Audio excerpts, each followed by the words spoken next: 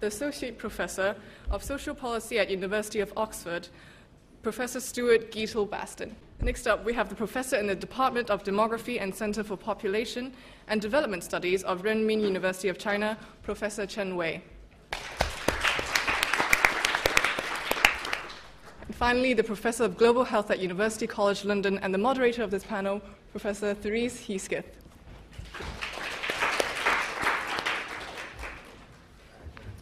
Right. Thank you for all coming back after the break after a quite controversial previous session. But this one I think is quite controversial as well, because we're going to be talking about the very recent changes to the very iconic one-child policy. I think most of the mainland students in this room will have been affected by the one-child policy, in that most of you will be only children.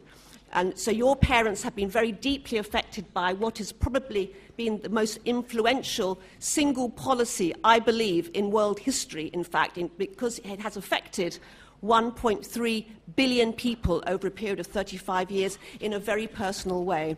Now, since October the 29th last year, just 3 months ago, the policy has now been lifted completely, so everyone in China for the first time is now able to have 2 children.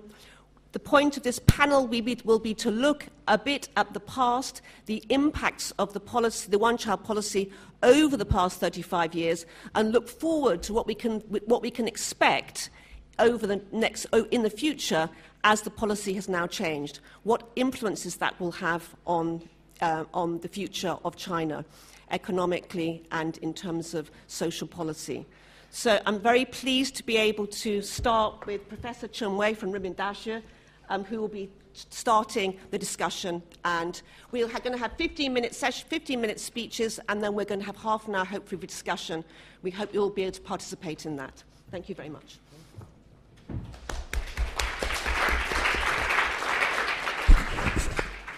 Thank you very much for inviting me to this fantastic forum. I've got to talk on the two-child policy in China, which just started to implement earlier this year. My topic is about demographic implications of the two-child policy. Now, first I'll give you an overview of China's demographic changes over the last 60 years. Okay? You can see from this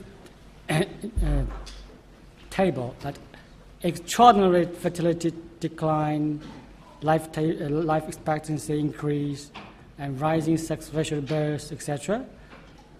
All those are got extraordinary compared to the rest of the world, and largely because of China's one-child policy. Okay. Now, China is famous for the one-child policy, but the policy is quite complicated, in fact. Okay? Looking at the history of China, we've got a lot of changes of the one-child policy. Starting from the 1970s, we have longer, later, fewer policy, 晚期少. Okay? So later marriage, fewer children, longer birth interval. Okay? This is later, longer, fewer. And then at the end of 1970, early 1960, the policy in tightening up to the one-child policy. And the countrywide one-child policy only survived in the early 1940s. Okay?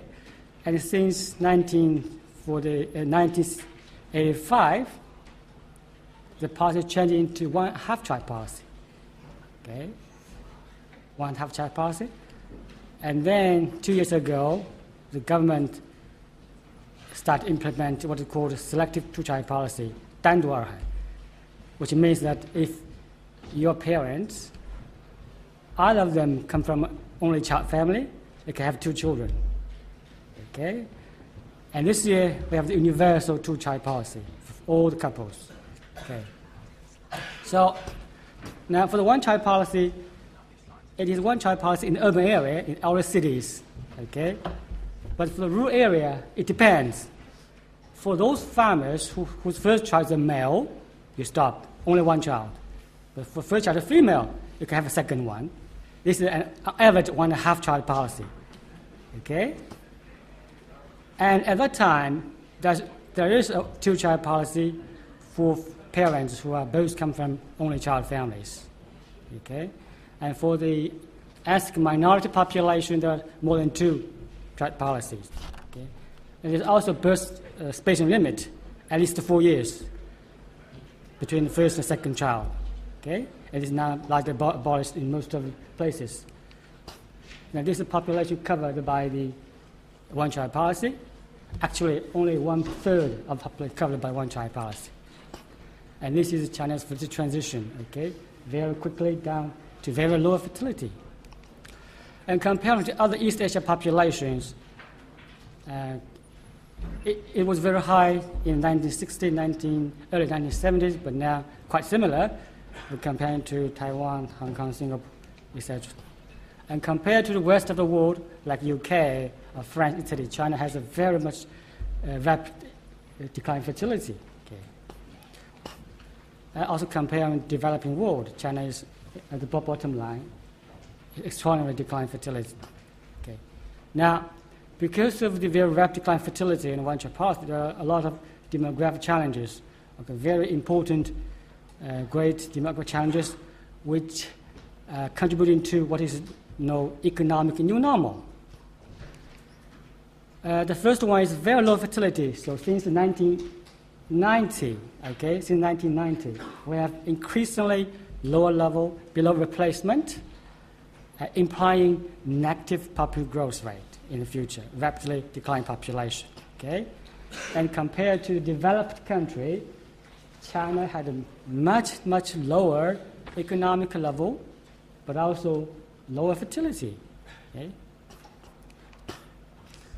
And now what's the implication of the very low fertility? Okay? If your fertility was 1.3, then in the second generation, population will be 40% less. After 90 years, only 15%. Okay? Sharply decline population at lower fertility. And the United Nations just released its recent population forecast that if China maintained the one-child policy, and the decline population will be the lower medium, the lower scenario of the changing population in the future. Now the second challenge is rapid aging of population. Okay, now the proportion of the people is not high now, but compared to other countries, it will be very rapid in the next 20 or 30 years. Okay? Now, the size of older people is astonishing. For example, in 2005, 100 million, 10 years later, 200 million, and 2036, 300 million. Very large size of older people. And the percentage is not 1/3, 1/4 or even over. And this picture shows you the increasing share of older people. Okay, so if you're looking at the upper line, which is aged 60 plus, it would be more than 1/3 of the population by 2050. Okay, even for the very old people, aged 80 plus, will be rapidly increasing to very high percentage. And demographers typically use what we call age pyramid to portray the structural population. So this is the pyramid, and the shaded area is 2000, China, and the bar are the 2040. So the old people moving to top and getting very old population. And we're looking at Shanghai, 2040. Most of the population are very old, Shanghai. And Beijing similar. So most of the population is very old in 2040. Okay? And the next great challenge is very high sex imbalance. Okay? Now this is a very negative consequence of the one-child policy. And the one-half-child policy. Okay?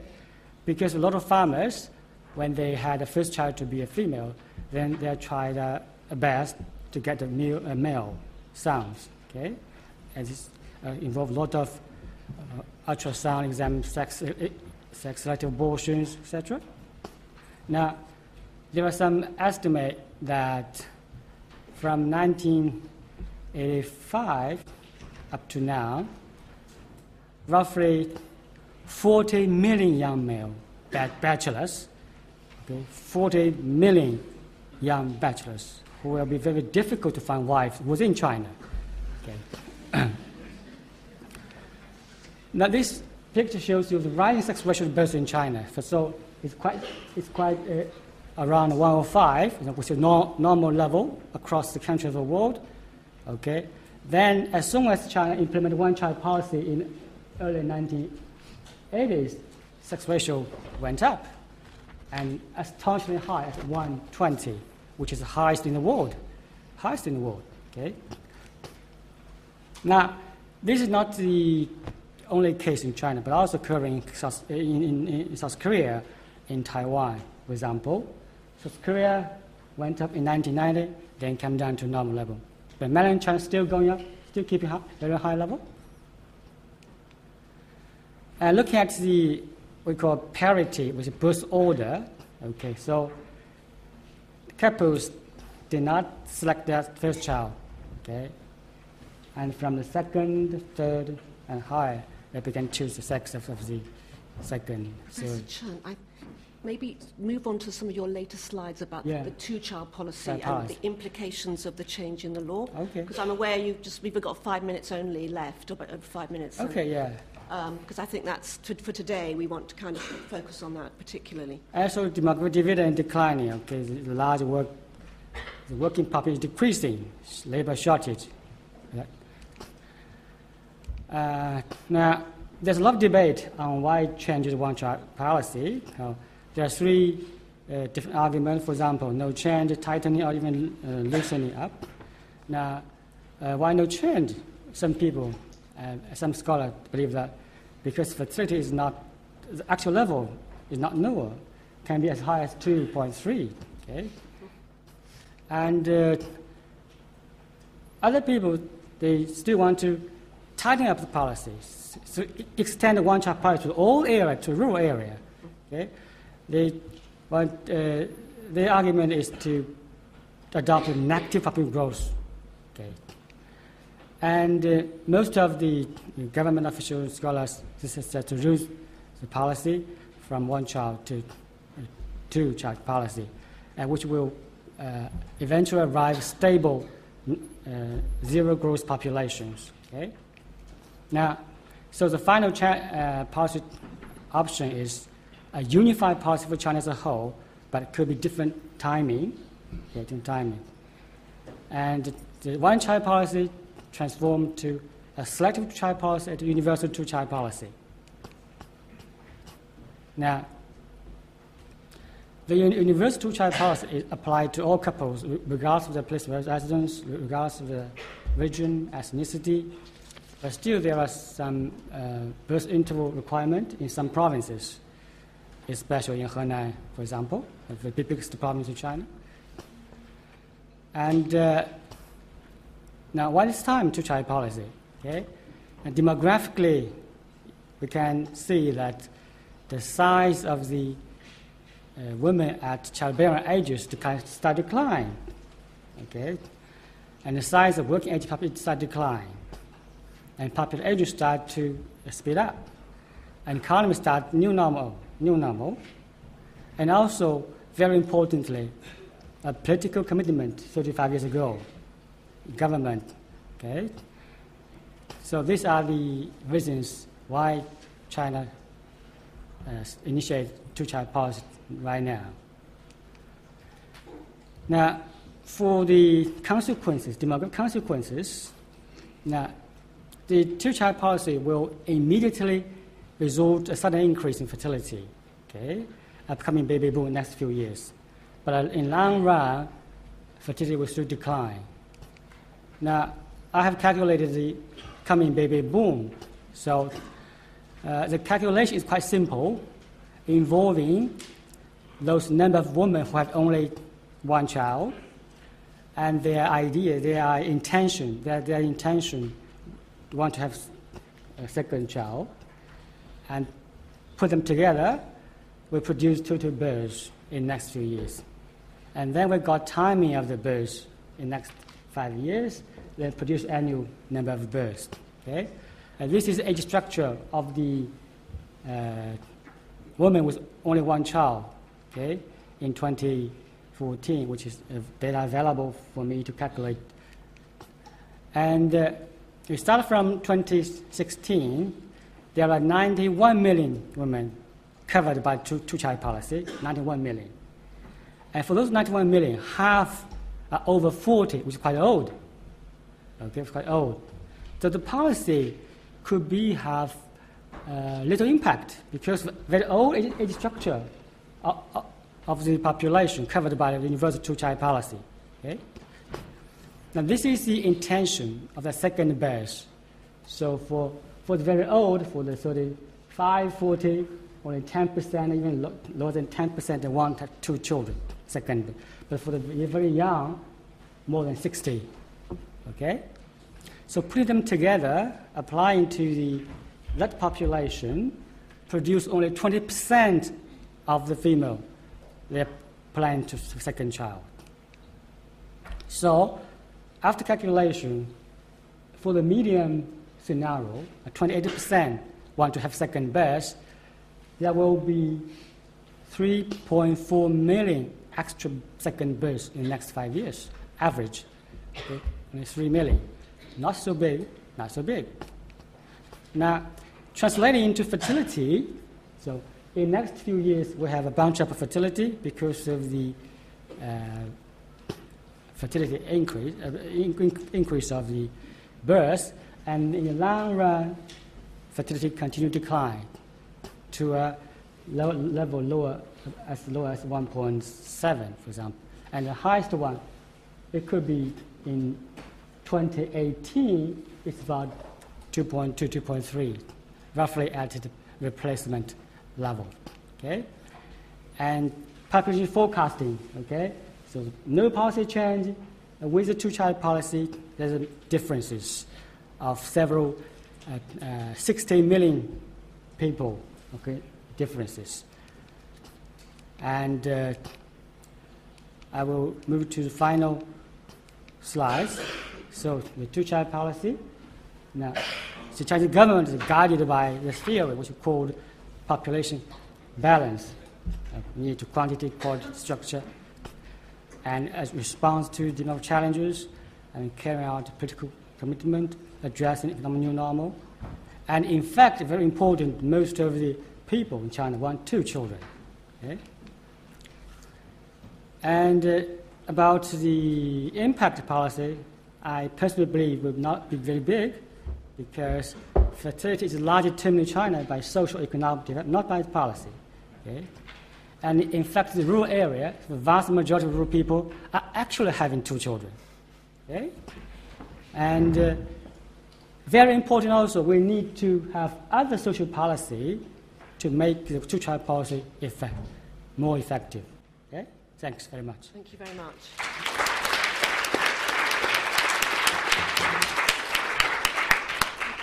Okay, Stuart, over to you.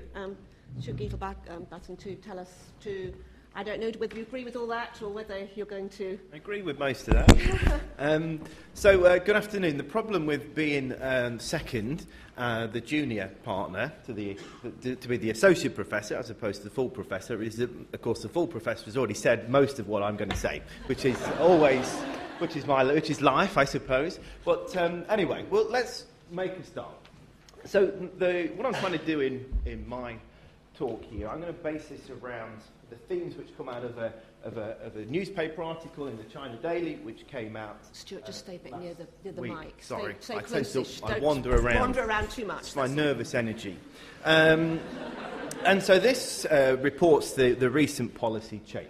And I'm going to pick out some little bits and pieces here. So in part of it, it says, it's talking about the scrapping of the one-child policy, which has been in place since the late 1970s.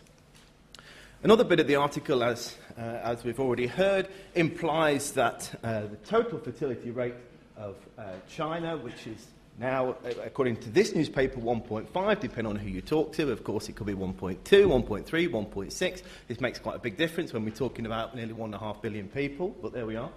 And then a projection that the fertility rate is going to jump up to 2 or 2.1. That this policy is going to add 30 million workers, very confident, and that it will help ease the challenges of an ageing society. Okay? So that's the context. That's what this is saying. This is the image which is being projected of the two-child policy. That we're ending the one-child policy. It will bring about a rapid increase in fertility, which in turn will produce, 10, 15, 30 million workers, the size of a medium-sized European country, and will tackle the ageing population. I'm not entirely convinced by that actual narrative. So what I want to do today is try and offer a slight reinterpretation of this.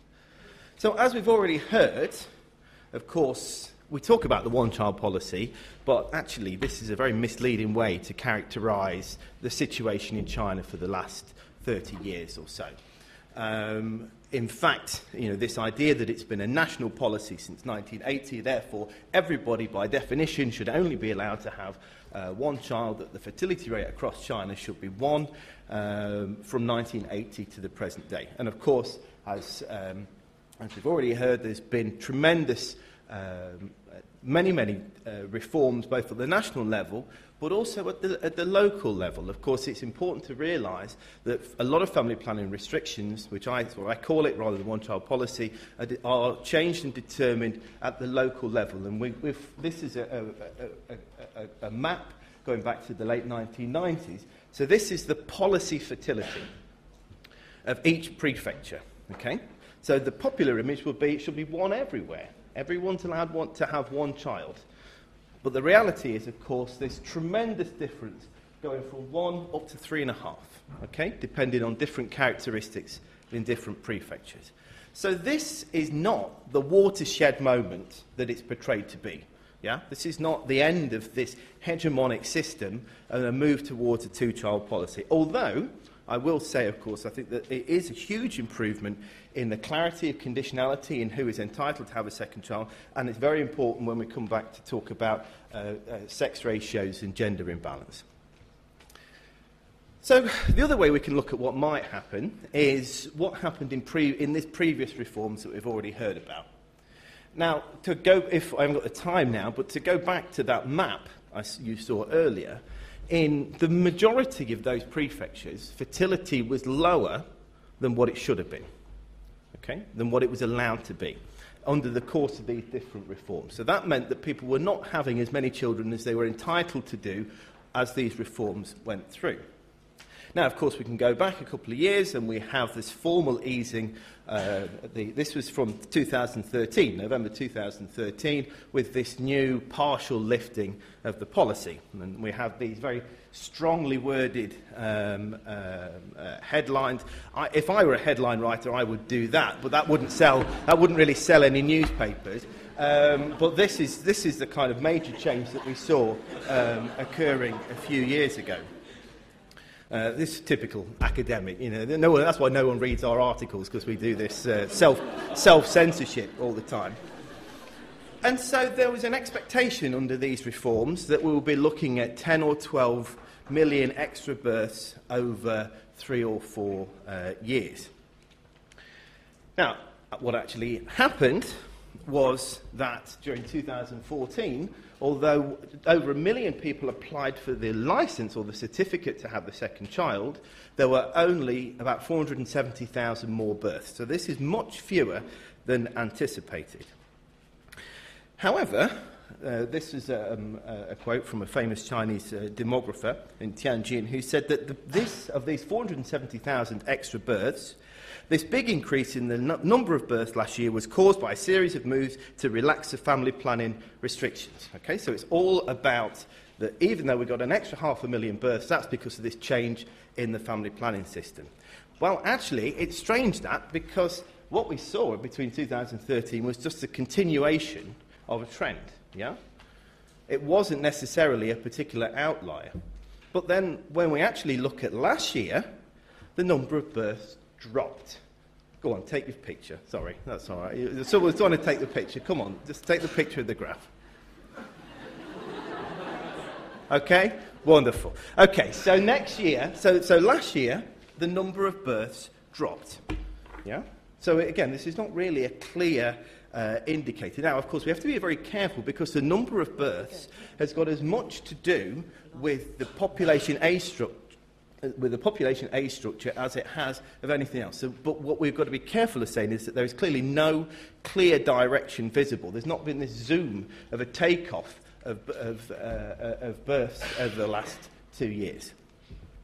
And this is because of this false view held by many that the family planning restrictions in China operate as, depending on whether you're kind of engineer you are, as a kind of pressure valve or a dam, which is holding back people's desire to have more children than they're entitled to do. Yeah? And of course, the thing is, for those of us who study fertility preferences and fertility in China, what we saw over the last 2 years after the last reform was not really much of a surprise. Because we know that many parents in surveys say they would ideally like to have 2 children. Most people say they would ideally like to have 2 children, but they intend to have only 1, even when they're allowed to have more. And we can see, this is from one of my colleagues in Beijing, of a number of surveys which look at the ideal number of children with adult and rural populations. Now, of course, in Europe, when we have these questions, it's almost universal to be at least 2, right? But what we're seeing in China is, in urban areas, there's stability around 1.5 children. Okay, so many people saying want to have 1 child, many people saying like to have 2. But I think what's really interesting is this convergence between rural and urban areas over time. That even in some of the poorest parts of China, we're now seeing an ideal family. More and more couples say that even if I'm allowed to have more than 1 child, I might be happy to only have 1. Now, of course, there's a big question about ideal family sizes. If somebody from the Family Planning Commission comes round wearing a green hat and says, how many children would you like to have? Yes, just 1, please. Thank you very much. That's fine. The reality, of course, so we've got to be slightly careful on how we interpret things. But then, so this is from Jiangsu province, and I think this kind of shows the problem that the Chinese government might face in terms of this idea of the 1-child or policy as a dam. So we can see here, firstly, more than half of the respondents, and these are all women who are allowed to have a second child. Okay? So more than half state an ideal of 1. But 44% say, ideally I'd like to have 2 children. Okay? Now, of those, 70% have got 1 child. So they're the ones who this policy is going to affect, okay, about them being able to, or most likely to have another child. But of those, the majority say, I'd like to have another child, but I don't really think I'm going to. The reality is I'm not going to do that.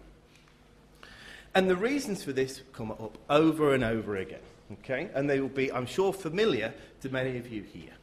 Thinking about the high cost of living, particularly cost of housing, the cost of education, the impact on career development, particularly for women, when you have an unequal distribution of childcare and household chores.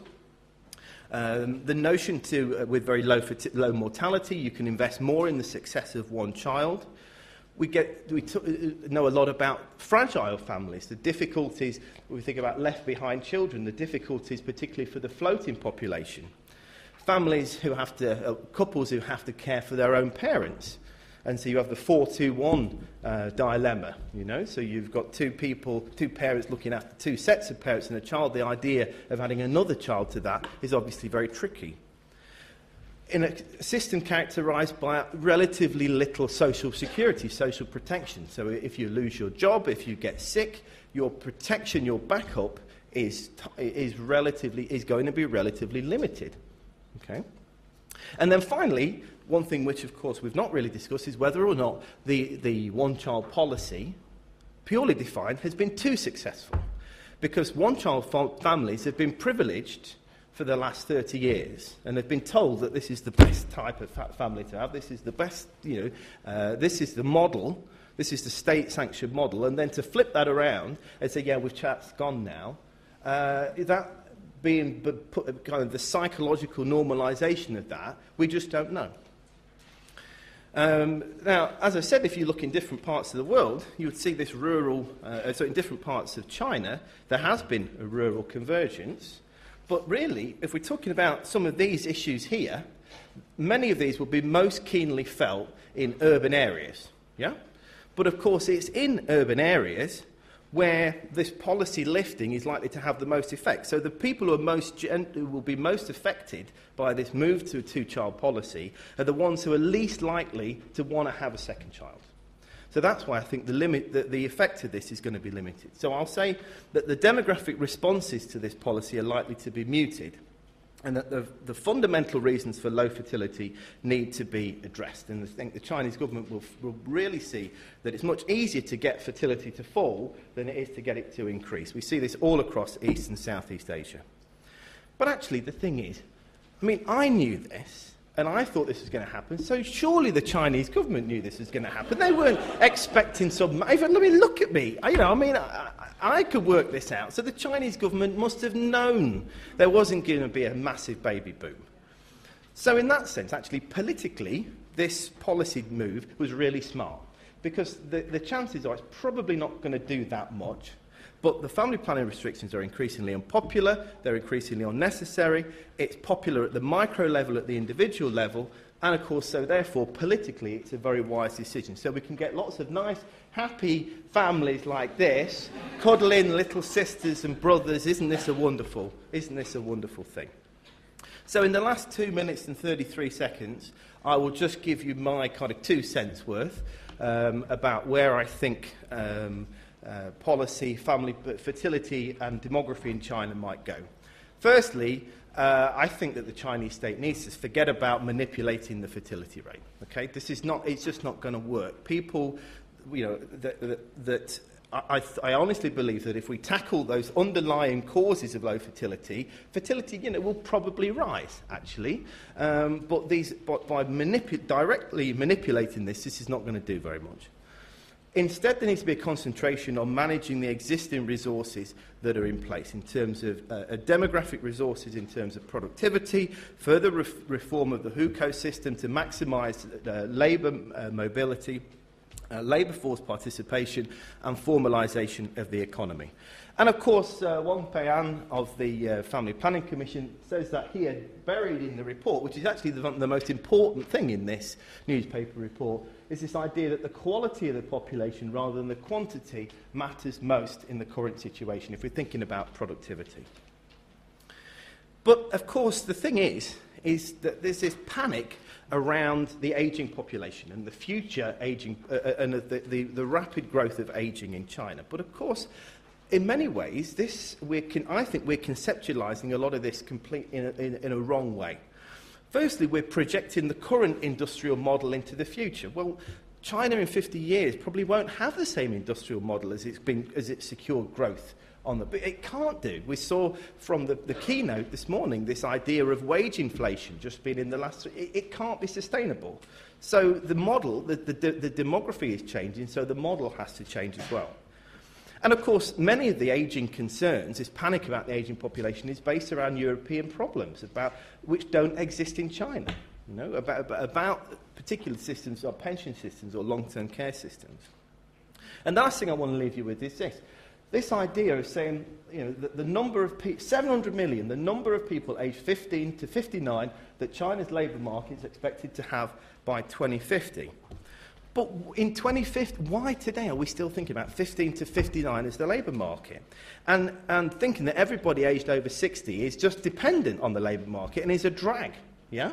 This doesn't make any sense. And particularly if we're going to go 30 or 40 years into the future, because it's based on this fundamental misconceptualisation that older people, defined in this way as being 60 or 65, are dependent, or a drag on society, yeah? And this is not right. This is completely wrong.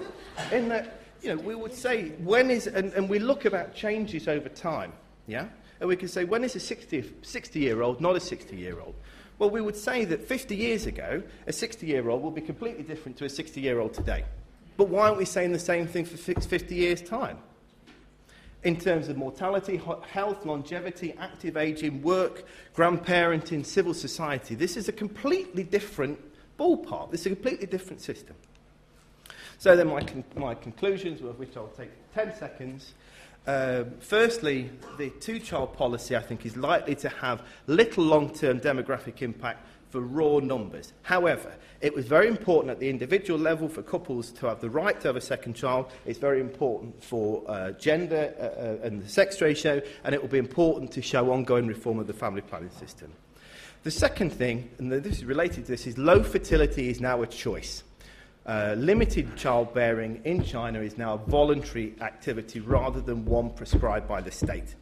And until though the reasons for voluntarily limiting childbearing are tackled, then fertility, I'm sure, will not increase. And this is because, as one of my colleagues from the Netherlands suggests, society gets the fertility rate they deserve. And if it's very difficult and it's very challenging to have children, people will have fewer children. Simple as that. But then the final thing is that actually we've got all this wrong. All of our focus is on babies, whereas actually we need to think about society as a whole, and particularly how we rethink this ageing crisis. And it's going to require some really joined-up policy making to think about changes across the life course and not just thinking about parents or babies or pensioners. Okay, thank you very much.